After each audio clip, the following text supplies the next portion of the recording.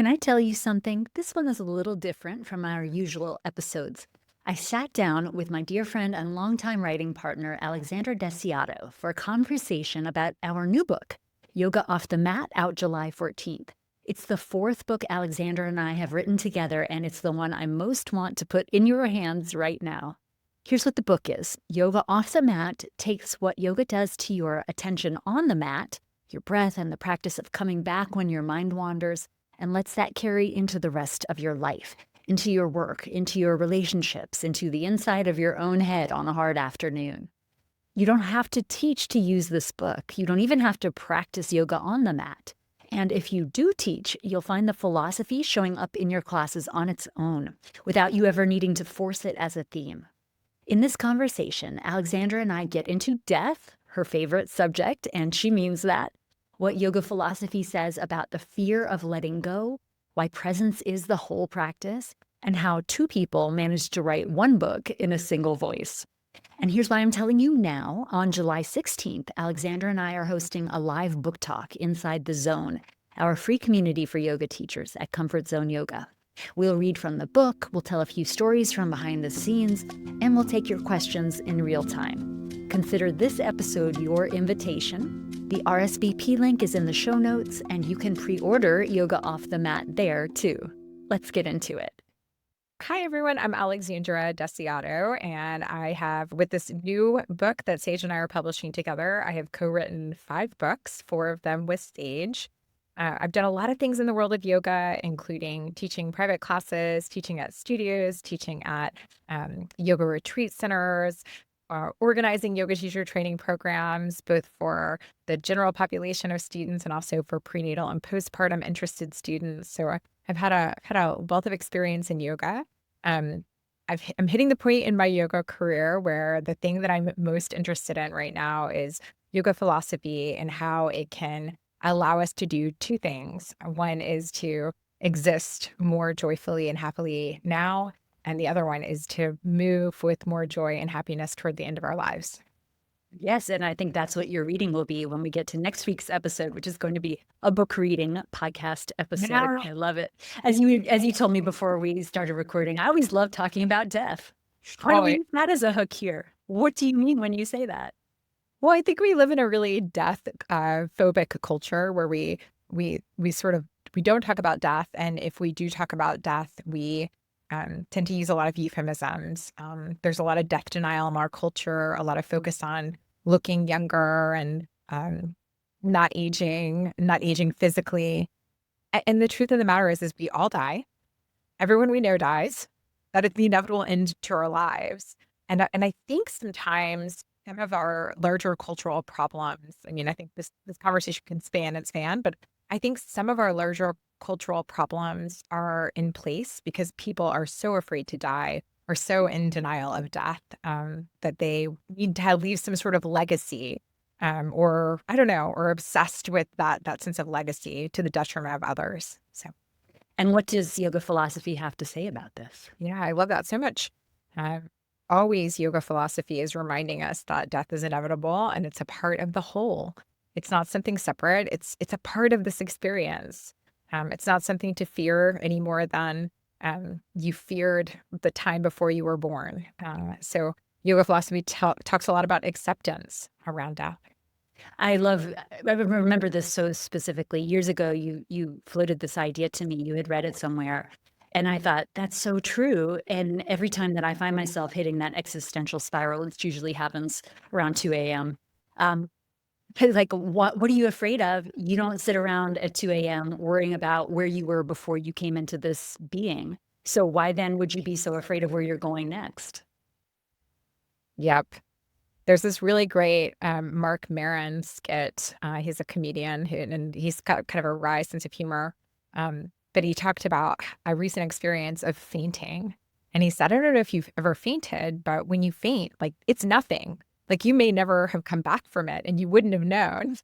And I love kind of thinking about that, or thinking about how sometimes you have the deepest sleep and then you like wake up and you're like, my God, like I've been somewhere else entirely. Like those things aren't fearful, like the loss of consciousness in those ways. And I'm not so sure that I imagine death to be so different, except for it extends on and on, you know. I love it.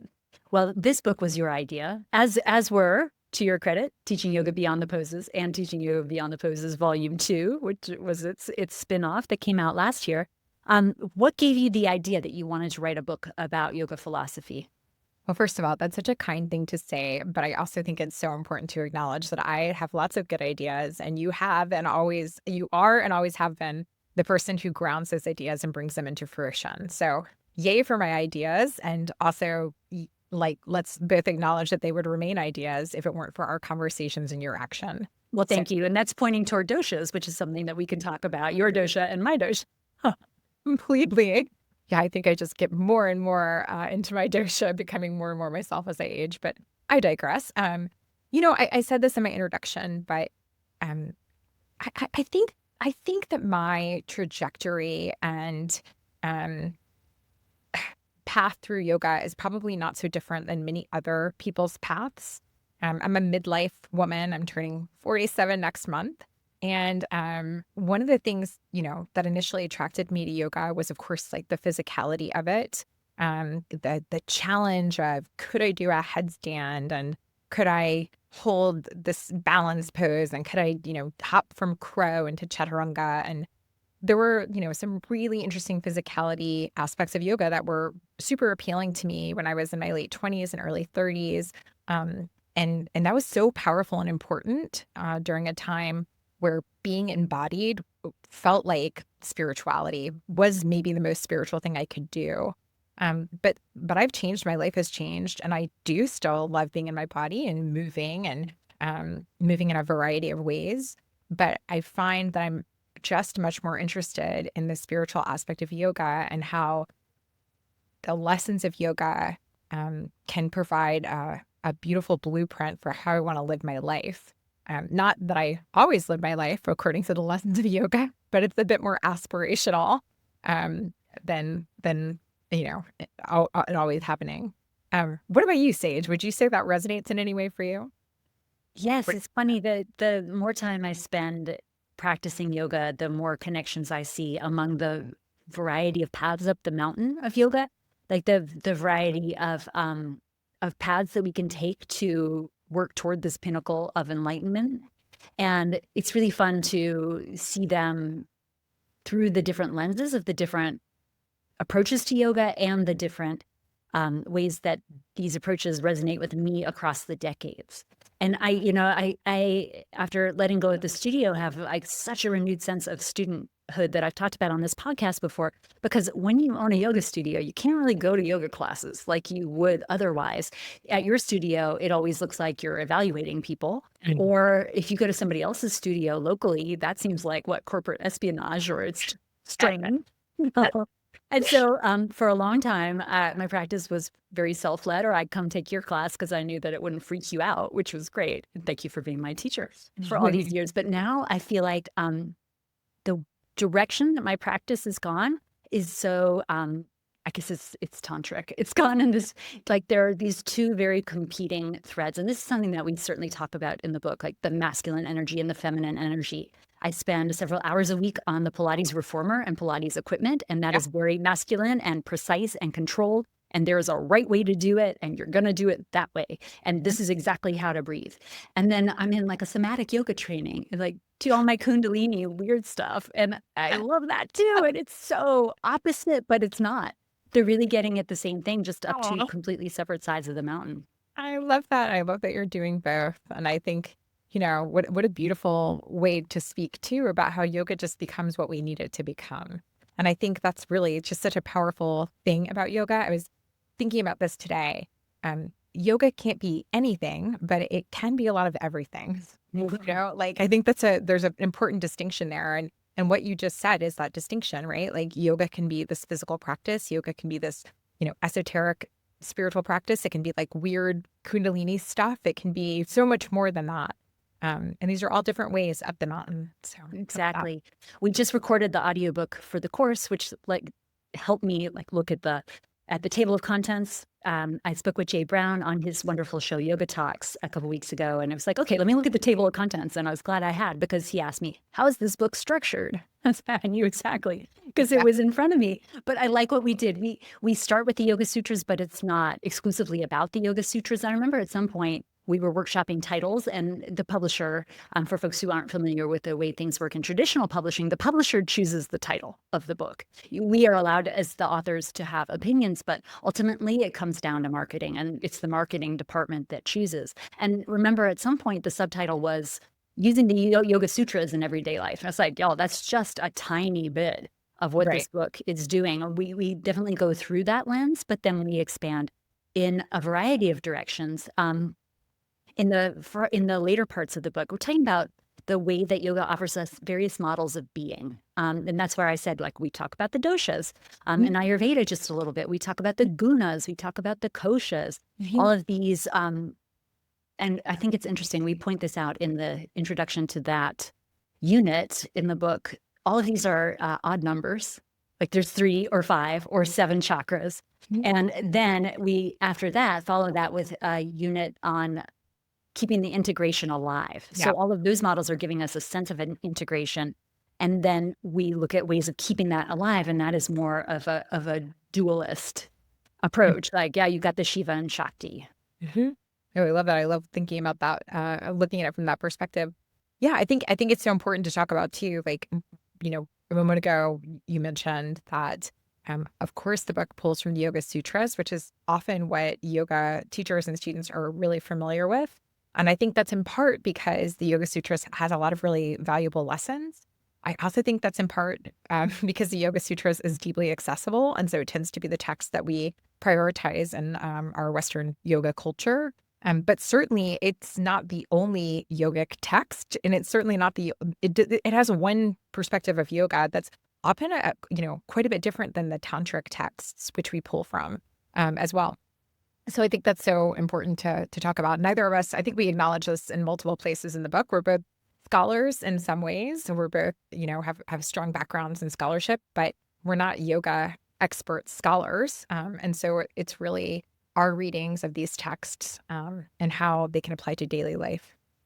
Yeah, I think that's a good thing to point out as we are encouraging people to pre-order or buy the book. If they're listening to this after July 14th, 2026, please buy the book, link in the show notes. Is that this is not it is a deep book, but it is not a dense book. If you have looked at yoga philosophy books in the past, you may have been like, what? I remember feeling that way. I remember so clearly reading The Heart of Yoga by TKV Deskachar in my yoga teacher training in 2003 and being like, huh? And at that point, I was only 3 years out of earning my PhD in English literature. So I did know how to do deep reading. I just didn't get it. Like, it just didn't land for me.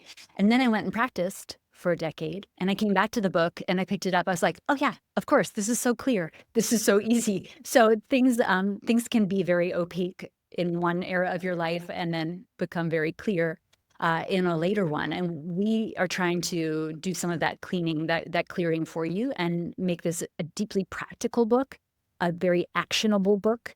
The later parts of the book are giving you actions that you can do in 1 minute, in 5 minutes, in 15 minutes. Like those were fun to read when we were recording the audiobook. So it's like, oh, this really is very easy. You can do yoga in 1 minute a day and receive deep benefit from it.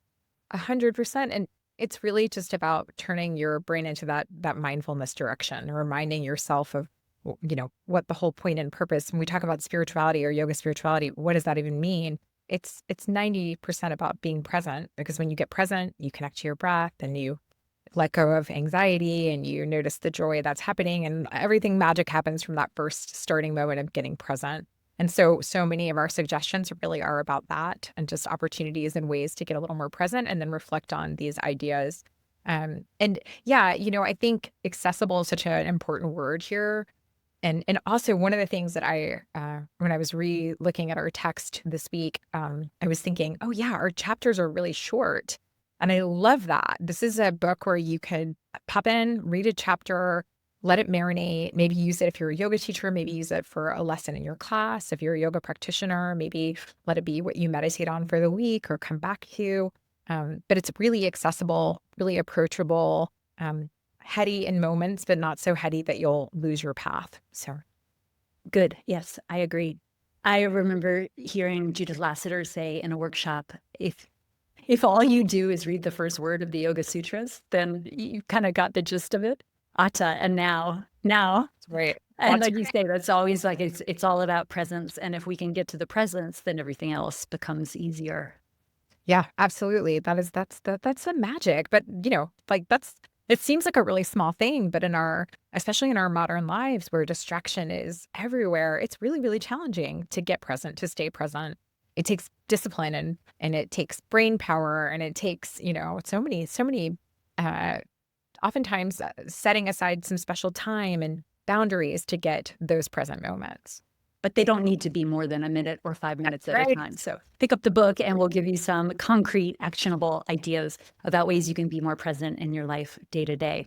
Since you and I are doing our own book talk here, I know from having done book talks over the years, a question that readers will ask if they show up at a book event live is, tell me about your writing process. I think because the kind of people who show up to book events live are actually writers themselves, and they always want to receive some kind of validation. So let's talk about our writing process, because I think that you and I have very different approaches up the same mountain to arriving at a finished manuscript.